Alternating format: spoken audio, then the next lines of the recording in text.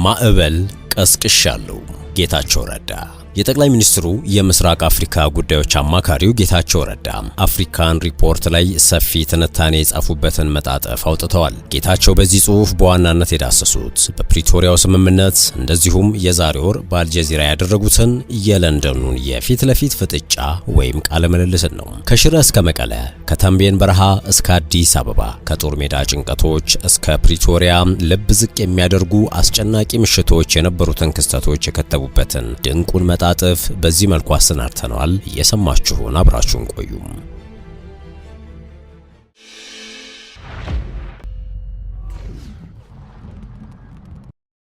ጌታቸው እንደሚሉት ያ የአልጀዚራው ቃለ ምልልስ በሀገር ውስጥም ሆነ ዲሞክራሲን ለኢትዮጵያውያን አስተምራለሁ በሚሉ የውጭ ኃይሎች ዘንድ መነጋገሪያ ሆኗል። እናም ከዚያኔው ቃለ ምልልስ ማግስት ደጋፊዎችም ሆኑ ተቃዋሚዎቼ በሰጡት ሐሳብና ምላሽ ዙሪያ የየራሳቸውን ትርጉም ሲያስቀምጡ ተመልክቻለሁ ሲሉ ጽፈዋል። አክለውም አንዳንድ ተቃዋሚዎች ጭራሽ ባስ ብለው በጦርነቱ ወቅት ሳራምደው ከነበረው ትርክት መለወጤን፣ ሰላማዊ የፖለቲካ መንገድ መጀመሬን፣ ከዚህ በፊት የሰጡኝ ኃላፊነት እንዳለ ሁሉ ከሃዲ አድርገው ተመልክተውኛል ሲሉ ነው የሞገቱት። እኔ በዚህ ፍረጃ አልስማማም ይላሉ ጌታቸው። ምናልባት በጦርነቱ ወቅት ሳራምደው ከነበረው እሳቤ አንጻር አሁን ለስለስ ባለ ቃላትና አቀራረብ ከተመለከቱኝ ትክክለኛ ምክንያት የሚሆነው ሰላምን መምረጤ ነው ብለዋል። ለሰላም ቅድሚያ መስጠቴ ደግሞ መፈክር ሳይሆን ለሕዝብ የሚወጣው ግዴታ ነው ሲሉም አክለዋል። ከቃለ ምልልሱ ማግስት የታዩ ምላሾች የሚጠበቁ ናቸው የሚሉት አማካሪው የትግራዩ ጦርነት ቁጣም የጥቃት ስሜትና ሐዘን መፍጠሩን አስታውሰው ጦርነት ያላለቀ የቤት ሥራ በተለያዩ አደባባዮች ሲነገርም የብዙዎችን ቁስል የሚነካካ ነው ሲሉ ገልጸውታል። አንዳንዶቹ የተጋነኑ ስሜቶችም በይፋ ተንጸባርቀዋል በማለት በዚያ ቃለ ምልልስ አሟጋች የነበረው እኔ ያልኩት ሳይሆን ኋላ ቀር ሲሉ የሚገልጹት የህወሓት ኃይል የፕሪቶሪያውን ስምምነት የሚመለከትበት መነጽር ነው ብለዋል። ለዚህ ደግሞ ሰዎች ለነገሩ ያላቸው ግንዛቤ ወሳኝ ነው ሲሉ ጌታቸው ምክንያት ያሉት ደግሞ ሰፊውን የፖለቲካ ችግር የሚያንጸባርቅ ነው የሚል ነው። በትግራይም ሆነ በጠቅላላ የኢትዮጵያ የፖለቲካ ንግግር የቃላት ስንጠቃ ጨዋታ ነው ሲሉ አክለዋል። ሰዎች የፕሪቶሪያውን ስምምነት ሲፈልጉት የሚጠቀሙበት ሳይመቻቸው ደግሞ አሽቀንጥረው የሚጥሉት ነው ያሉት ጌታቸው ትንታኔያቸውን ሲቀጥሉ ፕሪቶሪያ በጦርነት ታምሶ የነበረውን ክልል ለማረጋጋት እንደ ማዕቀፍ ከመቆጠር ይልቅ ለውስጣዊ አለመግባባቶችና ሴራዎች እንደ መሳሪያ ሲጠቀሙበት እየተመለከትን ነው ሲሉ ከሰዋል። ያ ስምምነት በኢትዮጵያ የቅርብ ጊዜ ታሪክ ውስጥ እጅግ አስከፊ የሆነውን ግጭት ካቆመ ከ3 ዓመታት በኋላ አሁንም በክልሉ ያለው ዘላቂ ሰላም ደካማ ነው ብለዋል። የፕሪቶሪያው ስምምነት ከጥቅምት 23 እስከ ህዳር 2 ቀን 2022 በፈረንጆቹ አቆጣጠር በተደረገ ድርድር የተፈረመ ሲሆን በዘመናዊ የኢትዮጵያ ፖለቲካ ውስጥ ከተመዘገቡት እጅግ ጠቃሚ የዲፕሎማሲ ስኬቶች አንዱ ነው ብለውታል። ምክንያቱ ደግሞ በርካታ ቁጥር ያላቸውን ዜጎች ህይወት የቀጠፈና ሚሊዮኖችን ያፈናቀለ በመሆኑ ነው ብለዋል። ከዚህ በላይም የሰብአዊ ድጋፎች እንዲደረጉ በር የከፈተ በኋላ መደበኛ አገልግሎቶች እንዲጀመሩ ያስቻለ መሆኑን ጠቁመዋል። ነገር ግን ይላሉ ይህንን ግዙፍና አደገኛ ጦርነት ያስቆመውን ስምምነት የፈረሙት ጌታቸው ነገር ግን ፕሪቶሪያ ከቀውስ መውጫ መንገድ መሆኑ ቀርቶ ከጦርነቱ በኋላ ትግራይን ማን በበላይነት ለመቆጣጠር የሚደረገውን የኃይል ሚዛን ሩጫ ያጋለጠና ውስጣዊ ክፍፍልን አጉልቶ ያሳየው ወደመሆን ተሸጋግሯል ባይ ናቸው። ጌታቸው የኛ ስልጣን ጦርነቱን ማስቆም እንጂ የኃይል ሚዛን ለማስጠበቅ አልነበረም ይላሉ። ያ የፕሪቶሪያ ስምምነት አሁንም ማጨቃጫቂ ለሚሆንባቸው ውሉ ሲፈረም የነበሩ ሁኔታዎችን ማስታወስ ተገቢ ነው ይላሉ። የትግራይ ልኡካን ቡድን ወደ ፕሪቶሪያ ሲያመራ ዓላማው ለመደራደርና ሰጥቶ ለመቀበል አልነበረም ሲሉም ያስታውሳሉ። የዚህ መነሻ ደግሞ በጦርነቱ ወቅት የውሳኔ ሰጪ የበላይ አካል የነበረው የትግራይ ማዕከላዊ እዝ ከሆነው አካል ሲሆን ልኡካችን ከማዕከላዊ እዝ የተሰጠ ግልጽ መመሪያ ይዞ ነበረ። እርሱም ያለ አንዳች ቅድመ ሁኔታ ጦርነቱን ማስቆም የሚል ነበር ይላሉ።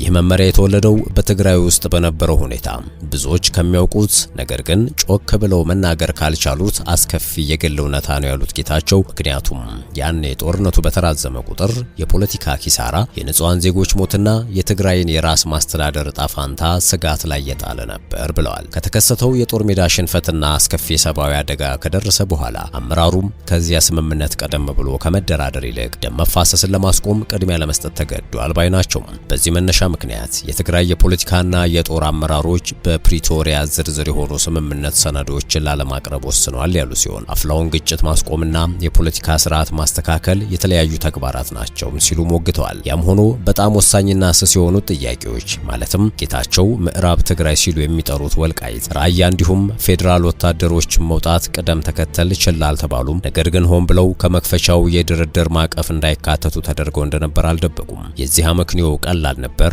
የሰላም ንግግሩ በእነዚህ ነጥቦች አለመስማማት ሳቢያ ቢበተን ነገሩ ሁሉ የህልውና ጉዳይ ይሆን ነበር ሲሉ ወልቃይትና ራያ በጥንቃቄ እንዲታይ መደረጉን አስታውሰዋል። ይህ እንዲፈጸም ደግሞ የህወሓት ሊቀመንበር ከሆኑት ደብረጽዮን ገብረ ሚካኤል በላይ በጥድፊያ ሲያዋክብ የነበረ ማንም የለም በማለት ልኡካኑ ያለምንም ማመንታት ስምምነቱን እንዲፈርሙ ደጋግሞ ሲያዙን ነበር ብለዋል። ማንም ስለ ጦርነቱ አውድና መጠን የፈለገውን ያክል ቢናገርም በ2022 መጨረሻ ላይ ግን የኃይል ሚዛን መፋለስና የሰብአዊ ሁኔታው ሌሎች ተግባራዊ አማራጮችን የማሰብ ዕድሎችን በእጅጉም አጥብቦታል ባይ ናቸው። ጌታቸው በትረካ መልክ በቅደም ተከተል የድርድሩን ፍሰት መተንተናቸውን ይቀጥላሉ። የልኡካን ቡድኑ መሪ እንደመሆኔ መጠን የቀድሞ አለቃ የደብረጽዮን የሰጠኝ መመሪያ ግልጽ ነበር፣ ስምምነቱን ሳትፈርም እንዳትመለስ የሚል። እንዲያውም አንዳንዴ ያ የደብረጽዮን ትዕዛዝ በቁጣም የተሞላ ነበር ይላሉ። ደብረጽዮን የአሜሪካ ልዩ መልእክተኛ ለነበሩትና በወቅቱ ደቡብ አፍሪካ ድርድሩን ሲያስተባብሩ ለነበሩት ማይክ ሐመር በመደወል ልኡካን ቡድኑ በባዶ እጁ ወደ ሀገር ቤት መመለስ እንደማይችል አጽንኦት ሰጥተው ያሳስቡ ነበር ሲሉ ይቀጥላሉ። ያኔው የህወሓት ፍሬ ከናፍር ጌታቸው ረዳ ጥቅምት 23 ቀን 2015 ዓ.ም ደብረጽዮን አንድ መልእክት ላኩኝ ሲሉ ያስታውሳሉ። ጊዜው የፕሪቶሪያ ስምምነት የተፈረመበት ወቅት ነው። እንዲህ ይላል መልእክቱ። ሰላም ደብረጽዮን፣ አንዳች ነገር ለማድረግ የቻልነውን ሁሉንም ነገር እየሞከርን ነው። ጫና ውስጥ እንዳለህ አውቃለሁ፣ ግን እኛም ጫና ውስጥ ነን። ማይክ ሐመር በየቀኑ ጧት ወደ ቤት መመለስ እንዳለብን እየተነገረኝ ነው የሚለው ተደጋጋሚ ንግግሩ የባሰ ሌላ አስጨናቂ ነገር እየሆነብኝ መጥቷል። ወደ ሀገራችን እንመለሳለን፣ ምክንያቱም የመጨረሻችን የሚሆነው እዚያ ስለሆነ። ተስፋዬ አንዳች ለውጥ ያለው ነገር ማሳካትና ድምጻችንን ልናሰማ የምንችልበት እንጥፍጣፊ ስልጣን ይዞ መመለስ ነው የሚል መልእክት ነበር ሲሉ ያስታውሳሉ። በነጋታው ደብረጽዮን ሌላ መልእክት እንደገና ላከልኝ ይላሉ። ያ መልእክት መሬት ላይ እየተፈጠረ ያለውን ነገር ከሁሉም የባሰ አስጨናቂ መሆኑን የሚገልጽ ነበር በማለት ጌታቸው መልእክቱን እንዲህ ሲሉ ያስታውሱታል። የደብረጽዮን መልእክት እንዲህ የሚል ነበር። ሰላም ጌታቸው፣ አዲግራት በጠላት እጅ ለመውደቅ ጫፍ ላይ ደርሳለች። ዛሬ የተኩስ ማቆም ስምምነት ከተፈረመ መልካም ነው። ካልሆነ ግን ቀጣዩ ሂደት ምን እንደሚሆን ዛሬ የስትራቴጂ ለውጥ ውሳኔ እንወስናለን፣ ወደ እርምጃም እንገባለን የሚል ነበር። ከነዚህ ሁኔታዎችና ሐቆች አንጻርም የፕሪቶሪያው ስምምነት በወቅቱ አመራር አንጻር የህዝብ ግንኙነት ግብዓት ሳይሆን ትግራይ ልትሸከመው የማትችለውን ጦርነት ማስቆም ነበር ብለዋል። ከተፈራረሙ በኋላ የፕሪቶሪያ ስምምነትን በተመለከተ የተለያዩ ነገሮች ቢባልም ስምምነቱ በወቅቱ በነበሩት አመራሮች ዘንድ እንደ ህዝብ ግንኙነት ስራ አልታየም የሚሉት ጌታቸው ይልቁንም ትግራይ ከዚያ በኋላ ልትቋቋም የማትችለውን ጦርነት ለማቆም የተደረገ ሙከራ እንደነበር ነው የሚጠቅሱት። የጠቅላይ ሚኒስትሩ አማካሪ ይቀጥላሉ።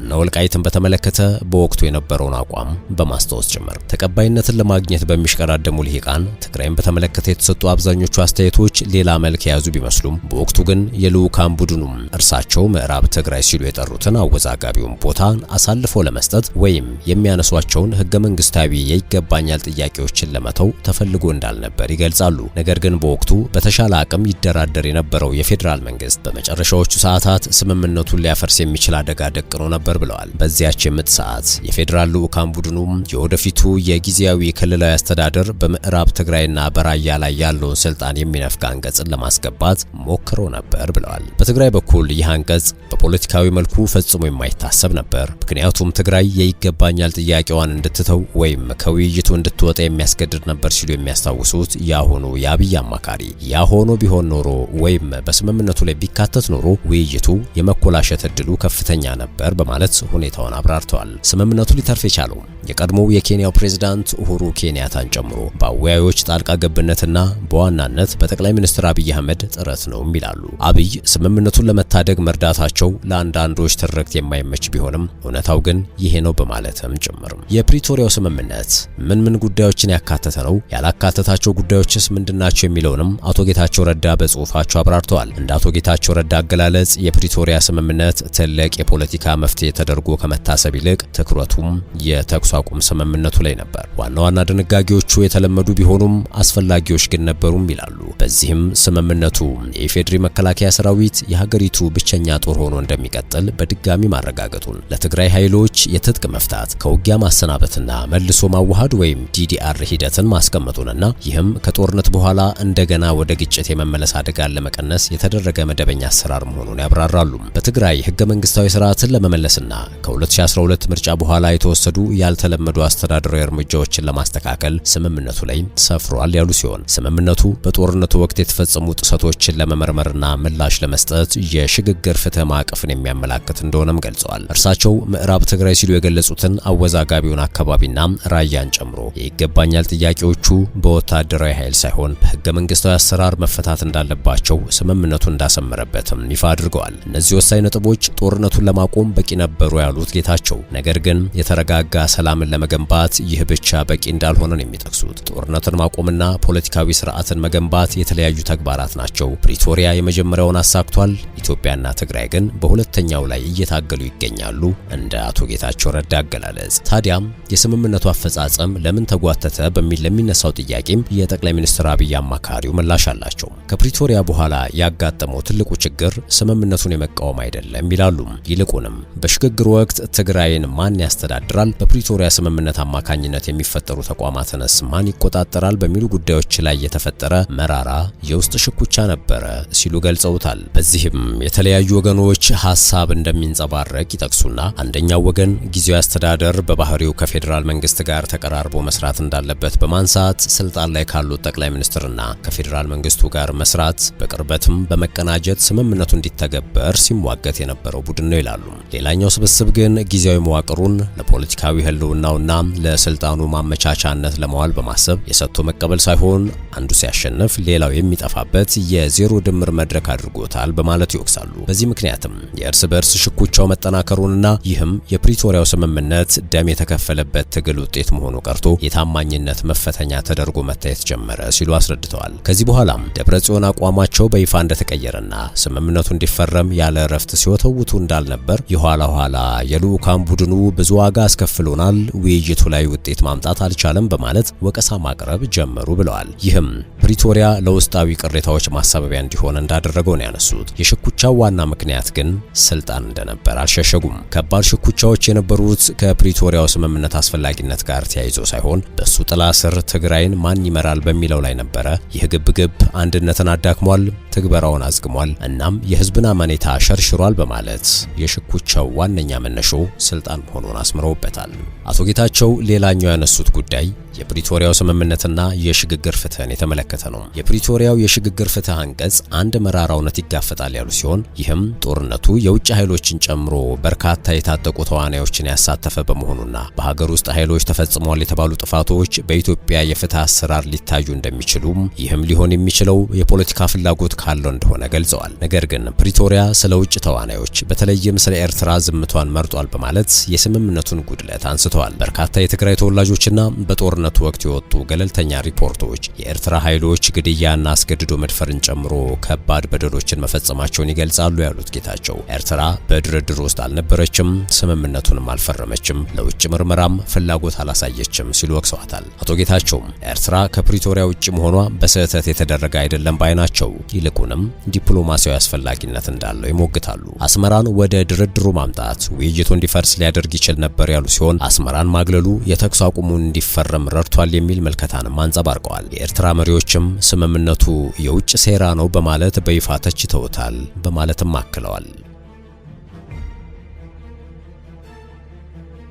ሰላም ምርጫ እንጂ ሴራ መሸረቢያ እርካብ አይደለም ይላሉ ጌታቸው። የፕሪቶሪያ ስምምነት ትግራይን ወደ ኢትዮጵያ ፌዴራል ስርዓት የሚመልሳት ብቸኛው ማዕቀፍ ሲሆን ይህ ደግሞ አሁን ካለችበት ድቀት የሚያወጣትን ህገ መንግስታዊ አማራጭ የሚሰጣትም እንደሆነ አስምረውበታል። የአብይ የቀጠናው አማካሪ ሲቀጥሉም ፕሪቶሪያ አሊያም መሰል የሰላም ማዕቀፎች ባይፈጠሩ ኖሮ አማራጮች ሁሉ ዝግ ነበሩ፣ መጨረሻችን ይሆን የነበረው በተራዘመ ጦርነት ውስጥ መዋዠቅ አሊያም ተቸንክሮ መቅረት ነው ያሉ ሲሆን ትግራይ ደግሞ ሁሉንም መሸከም የምትችልበት አቅም የላትም ነበር ያሉት። ይህ ብቻ አይደለም። የዚህ ስምምነት ዕጣ ፈንታ የሚወሰነው በፈረሙት አሊያም በተጻፉት አንቀጾች ብቻ አይደለም ያሉት ጌታቸው፣ ይልቁንም በመቀለ አዲስ አበባና ሰፊው የፖለቲካ ማህበረሰብ መካከል ሰላም ለሀገር ውስጥ ቀውሶች ፍቱን መድኃኒት መሆኑን ከልብ ከታመነበት ጭምር ነው ይላሉ።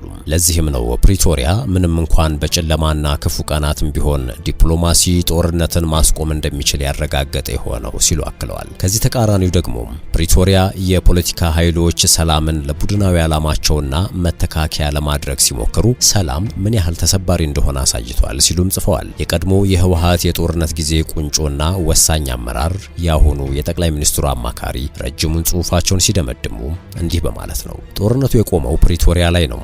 ይህ ስምምነት ስር ሰዶ ፍሬ ማፍራት መቻሉ የሚወሰነው ግን የአዲስ አበባ የሚሆኑ የትግራይ አመራሮች የበላይነቱን ለመያዝ በድጋሚ ከመዋጋት ይልቅ የፈረሟቸውን ስምምነቶች ለመተግበር ቁርጠኛ ከሆኑ ብቻ ነው በሚል። ውድ የሸገር ታይምስ ቤተሰቦች የዕለቱ የመረጃ ቅኝታችን ያደመጣችሁት ይመስል ነበር። በያላችሁበት ሰናይ ጊዜ።